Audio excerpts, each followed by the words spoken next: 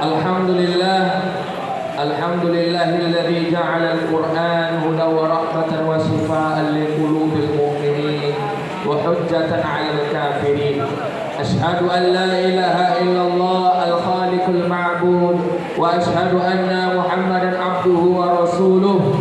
Allahumma shalli wa sallim ala habibina Muhammadin wa ala alihi wa sahbihi ajma'in.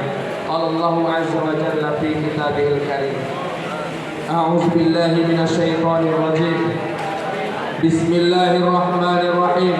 Wa man ahsanu qawlan mimman da'a ila Allah wa 'amila salihan wa qala innani minal muslimin.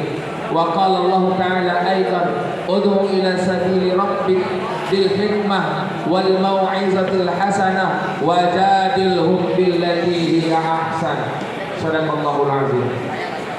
Yang sama-sama kita hormati, kita muliakan para ustaz kita yang ada di pembinaan, kemudian para pengurus BES yang mengadakan acara ini sebagai pelaksana acara yang luar biasa ini, dan semua santri ikhwan aliyah kelas 5 dan 6 yang tercintai karena Allah. Semoga antum semua Allah mudahkan menggapai cita-citanya, amin. Alhamdulillah, bersyukur kita kehadirat Allah bahwa malam ini kita bisa bertatap muka, berjumpa dalam thalabul ilmi, yang mana ilmu ini insyaallah bermanfaat untuk kita dan akan kita aplikasikan nanti ketika terjun di masyarakat. Antum yang akan berangkat pengabdian, ilmu ini sangat berguna. Antum yang akan tamat, ilmu ini akan berguna nanti ketika terjun ke masyarakat. Antum yang libur pulang ke kampung, ke kota, ke rumah antum, ilmu ini insyaallah berguna, bermanfaat, dan antum inilah yang akan menjadi cahaya umat insyaallah.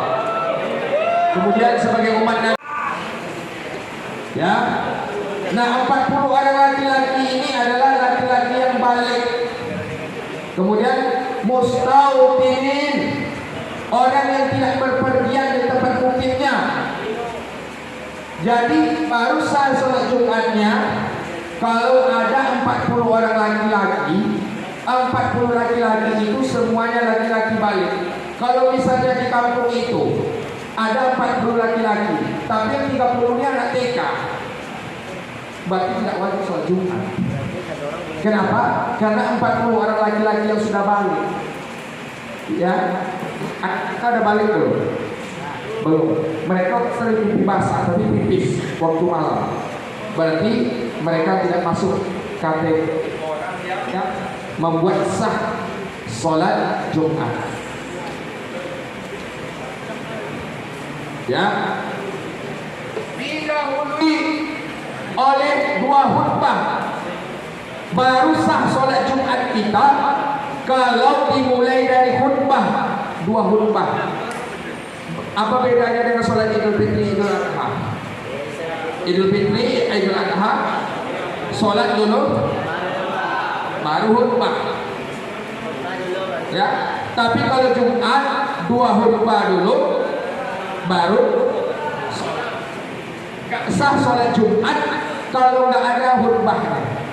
Jadi kalau tidak ada khatib langsung sholat Jumat, misalnya khatibnya dari luar, nggak datang khatibnya, nggak ada satupun orang di situ pada khutbah Jumat, langsung sholat aja lah kita, nggak sah. Maka ini pentingnya kalian besok pergi pengabdian, kalian ini sebagai apa? Cadangan, sebagai pengganti. Kalau bisa kalian sebagai pemain intinya. Kalau misalnya khatib nggak datang, mana ustadznya nih? Dapat telepon, ustadznya nggak bisa datang. Kenapa? Motornya rusak, misalnya. Maka bingung jamaah. Nah, ini di masjid ini orang awam semua ada yang bisa jadi khatib. Kalian langsung menawarkan diri. Maaf Pak, saya anak IPS, anak-anak pesantren deh. Iya, bisa khutbah, insya Allah. Nah, serius ini bisa khutbah insya Allah. Nggak meyakinkan, yakinkan hati bapak, saya bisa. Nah, antum yang jadi khatib, ya. Ustaz, malu lah kita nawarkan diri. Jangan malu menawarkan kebaikan. Kalian ini adalah cahaya umat. Kalau kalian pergi gelap dah umatnya. Ya, orang kafir itu akhirnya menyesatkan umat, orang sekuler, orang liberal. Mereka punya media, punya TV, punya channel YouTube yang subscribe-nya sampai jutaan orang, punya media yang dibiayai oleh orang-orang Yahudi untuk menyesatkan Islam. Kita nggak punya media. Media kita apa? Mimbar. Mimbar itulah sarana kita berjumpa dengan umat. Maka antum nggak boleh meninggalkan khutbah, meninggalkan mimbar sampai kapanpun.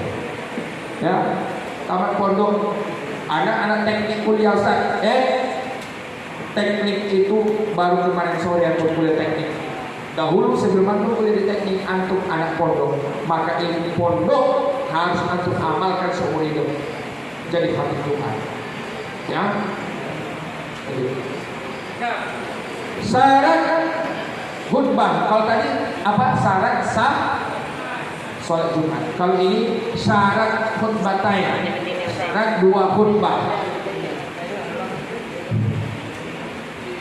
Ya, pertama at-taharatu 'anil hadasain al-asghari wal akbar.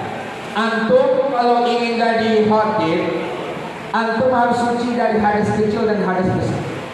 Kecil apa contohnya? Kentut, pipis. Kalau antum jadi khatib, antum khutbah misalnya, alhamdulillah, tiba-tiba sakit perut misalnya, batal khutbah antum. Antum harus turun, wuduk dulu, baru ulang khutbahnya. Ya, paham? Ulang lagi ya azannya. Maka khatib itu harus suci dari hadas kecil.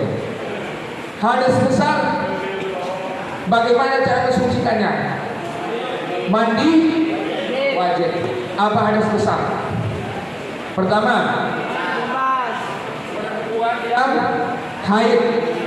Ada masuk kategori kan dia perempuan. Ini bagi laki-laki. Apa yang buat antum berhadas besar?